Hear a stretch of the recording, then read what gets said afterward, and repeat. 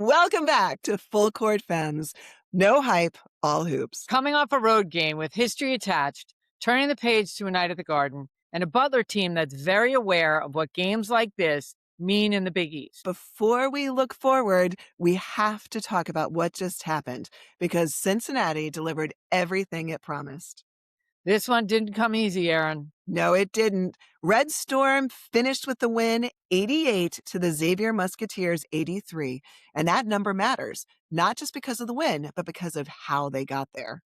St. John's did not lead at the half. They went into the locker room trailing in a loud building against a Xavier team shooting efficiently and playing downhill. Xavier actually had 45 points in the first half, getting consistent paint touches and living at the line early. St. John's, meanwhile, was under 45% from the field at the break and searching for their rhythm. Trey Carroll absolutely made his imprint on this game. Yes, he did, with all that hair flying around. He scored a career-high 31 points, going 12 for 22 from the floor, and kept Xavier in it even when they trailed big in the second half. That's a testament to his versatility. Driving, pull-ups, knocking down shots from deep, and shows exactly why he's a nightmare matchup when he's hot. And Philippe Borvenson gave a complete effort across the board. Yes, he did. He finished with 16 points, 8 rebounds, and 9 assists, just 1 assist shy of a triple-double. Thank God that didn't happen. And he was a catalyst in their ball movement. He orchestrated the offense, kept possessions alive, and made plays that don't necessarily show up in a highlight reel, but kept his team in rhythm. The second half flipped because St. John stopped trading misses for misses. And they scored 52 points after halftime, nearly matching their first half total. That surge didn't come from hot shooting, Erin. It came from pressure. St. John's finished the game with a clear edge and points in the paint and got to the line repeatedly down the stretch. And when the game tightened late, the difference showed up in execution. Over the final 4 minutes, St. John's converted at the free throw line and got multiple stops without fouling. Xavier made shots. This was not a collapse, but the difficulty level kept rising. Fewer clean looks, more contested finishes, longer possessions. You know, Caroline, St. John's won this game by simply winning more possessions, not by overwhelming shot making. They rebounded through contact, protected the ball better in the second half, and kept attacking the same areas until Xavier cracked. This wasn't a blow-by. This was a comeback built on discipline. And those are the wins that travel. And layered on top of all that, the comeback, the environment, the pressure was the number. Rick Pitino walked into Cincinnati sitting on 899 wins. And Caroline, he walked out with 900, placing with this win St. John's back into the top 25. Woo-hoo! Not with a blowout, not with ceremony, but with a grind against his son. Richard Pitino had his team ready. This wasn't a gift. This wasn't a moment handed out over respect. It was earned possession by possession in a building that wanted nothing to do with history being made that night. And that matters because milestone wins can sometimes feel detached from the game itself. This one didn't. This one was embedded in the struggle. Adjustments at halftime, calmer spacing, trusting the same actions even when the score didn't reward them. That's coaching experience showing up, not in speeches, but in restraint. When number 900 didn't come from theatrics. It came from knowing when not to change. And that's why it fits this team, these Johnnies, this Red Storm team at this moment perfectly. And you know, that's the thing about Win 900. It doesn't happen in isolation. It happens because players make plays when the game tightens. And in Cincinnati, that started with Dylan Darling, a player everyone had doubts about. Darling finished as player of the game with 11 points, all of them in the second half, including the go-ahead three-pointer with under a minute to go. Those were the type of moments this comeback needed. What he did was not about volume so much as timing. Big plays when the pressure was highest. Then there was Bryce Hopkins, who led the team with 18 points and 8 rebounds in 37 minutes of physical play. He was a presence inside, crashing boards and finishing through contact in critical sequences. Hopkins kept possessions alive and kept the shot clock rolling despite the rhythm Xavier was trying to build. And Dylan Mitchell was right there with him, 17 points, 7 rebounds, 6 assists, and 4 steals. A complete night across the board. That's impact in the areas that don't always show up in highlight packages, but absolutely show up in wins. We also had Subi Ejiofor contributing 13 points, 11 rebounds. giving St. John's exactly the kind of interior force you want early. But he fouled out late, forcing the team to adjust. Losing Ejiofor with the game still in the balance could have destabilized them, and it certainly worried all of us. But it didn't.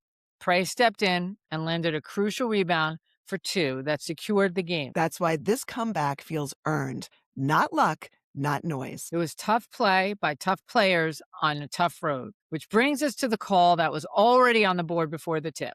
Because this wasn't a guess, it was a read. Time for Annie calls to score. Woohoo! Annie had it at St. John's 81, Xavier 72. Final score, St. John's 88, Xavier 83. Higher total, tighter finish, but yet the same outcome. And that matters because the shape of the game matched the call. Yes, it did. Road environment, early discomfort, St. John's pulling away late through execution. Eddie didn't call a blowout. She called control. And even with Xavier pushing the score late, St. John's never lost command of the game. Exactly. And once the final buzzer sounds, that's when we go back and check ourselves. Let's do it, because predictions are only worth something if you're willing to judge them honestly. So let's do that. I was waiting for you to say it, Caroline. Bold or busted, Xavier edition. All right, bold prediction number 1, St. John's holds Xavier under 12 made free throws. Busted. This one misses. Xavier made 16 free throws. Bold prediction number 2, Xavier scores fewer than 10 points in transition. Bold! No runaway baskets, no momentum dunks. Xavier had to work against a set defense. So on to bold prediction number 3, St. John's scores more points in the paint than Xavier. Bold. This one was backbone of the comeback. Yes, it was. Paint touches, second chances, and finishes through contact. Bold prediction number 4, Xavier commits at least 6 offensive fouls. I have no idea why we put that one on the board. That seems just obnoxious. That's a bust. Clear and simple. Not even close. Xavier had 1 offensive foul all night. Aggression without recklessness. They stayed under control there. Bold prediction number 5, St. John's has fewer than 10 turnovers. That's a push. They landed right on the line. Actually, they had exactly 10 turnovers. Not clean enough to be bold, not sloppy enough to bust it. And that leaves us, if you're keeping score, and I hope you are, with 2 bold, 1 push, and 2 busted. And again, the bolds tell the story of the win. Yes, they do. Control the paint, eliminate the easy points. That's how St. John's survived the road test, even when the board wasn't perfect. All right, so that's Cincinnati, a comeback, a milestone, and a road win that asked real questions and got real answers, which means now the context shifts. Because the next test isn't about surviving a hostile building. No, it's about setting a standard at home. Wednesday night at MSG. Against Butler Bulldogs, a team that doesn't beat itself, doesn't speed up for you, and really doesn't care about your momentum. This isn't a victory lap game, Erin. Nope, once again, it's a discipline game. And if St. John's wants to turn a big road win into something sustainable and stay in that top 25, this is where it has to show up. Butler comes into this one right in the middle of the Big East pack, and that's not accidental. It's not really, Caroline, because we've seen them stabilize themselves by playing a very specific brand of basketball. Slow pace, physical defense, make you execute late in the clock. We saw it in January with wins over Marquette and DePaul. Butler didn't overwhelm either team. They outlasted them. They guarded the paint, limited second chances, and turned games into half-court tests. And that's the point. Butler doesn't beat you with flair. They beat you by dragging you into their comfort zone and seeing if you blink first. At the Garden, that can be dangerous if you assume momentum carries itself. Butler comes into the Garden as more than just a tough-out team. They come in with real production. Because this isn't smoke and mirrors. Butler has 2 players sitting in the top 5 of the Big East in total points, and one of them is leading the entire league. That changes the calculus. This isn't about surviving grit. It's about defending elite output. So let's talk about where that elite output is coming from. Let's begin with Finley Bizjack, because he's not just Butler's leading scorer. He happens to be the Big East leading scorer, averaging 17.5 points per game. Almost couldn't get that out. And it's not empty volume, Erin. He's also second in league in free throws percentage at 86%, which means every mistake shows up on the scoreboard. And we got to see him now on Wednesday night. For St. John's, this is the non-negotiable. You can't turn Bizjack into a whistle game. Make him score over length. Make him finish through contact.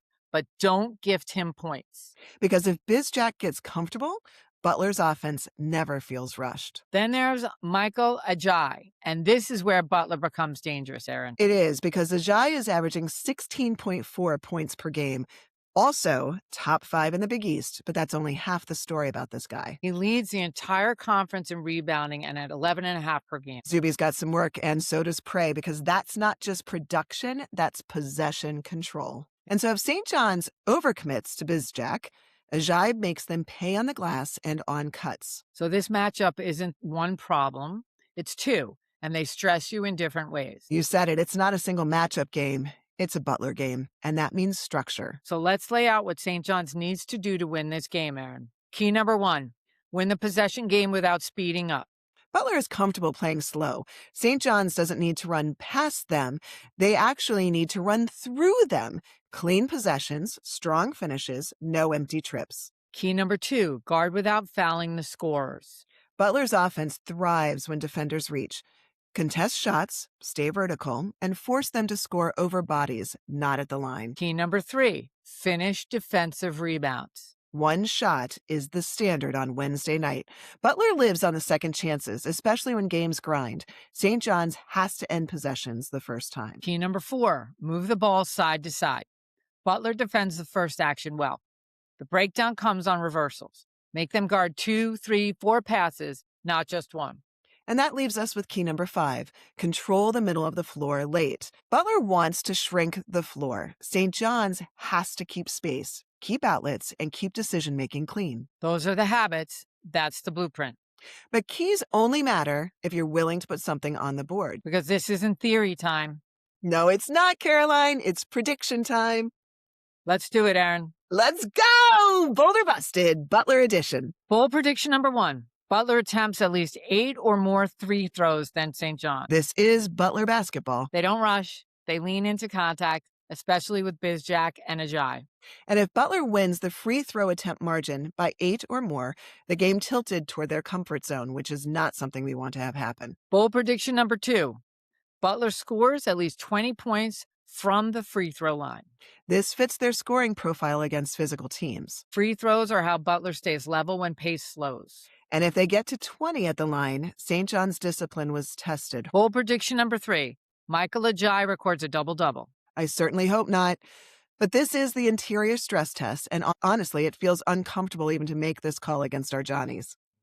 Ajayi leads the league on the glass. If he's scoring and rebounding, Butler's offense stays balanced. And if he doesn't, St. John's likely controlled the paint. Bold prediction number 4. St. John's takes at least 10 more shots than Butler. This is a possession math. Offensive rebounds, extra efforts, fewer empty trips. Shot volume tells you who dictated the game. And on to our last one, bold prediction number 5. Both teams record at least 10 offensive rebounds. This is where identities collide, Erin. Butler crashes because that's how they survive grinded out games. St. John's crashes because that's how they apply pressure.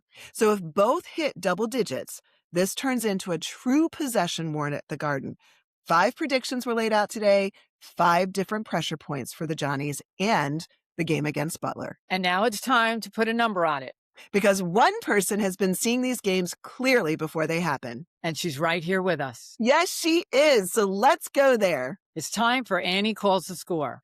All right, Annie, welcome back. It's a Garden game. It's against Butler, a team that wants to slow down and live in the margins. What do you see? Hello, ladies. Great to be back. I see a game that stays competitive early and then stretches. What creates that separation? Erin, shot volume and depth. Butler will score especially at the line, but St. John's keeps generating extra possessions, offensive rebounds, second efforts, and points before Butler can get fully set. So this doesn't turn into a grinder the whole way? Caroline, not for 40 minutes. Butler can control pace for stretches, but at the Garden, St. John's bench and physicality start to show in the second half. So what happens late then, Annie? Erin, late it opens up. St. John's keeps attacking. Butler has to foul, and the margin grows without it feeling like a blowout. Here we go. I've got St. John's Red Storm 91, Butler Bulldogs 79. 91-79, that's confidence. And it lines up with how St. John's wins. Pressure, depth, and patience. Exactly. Earned points, not rushed ones. So that's Butler at the Garden on January 28th. And then it's back on the road. St. John's head to DePaul on February 3rd. We'll have you covered before, during, and after. And make sure that you're subscribed to Full Court Femmes on Apple Podcasts, Spotify, or YouTube. No hype, all hoops.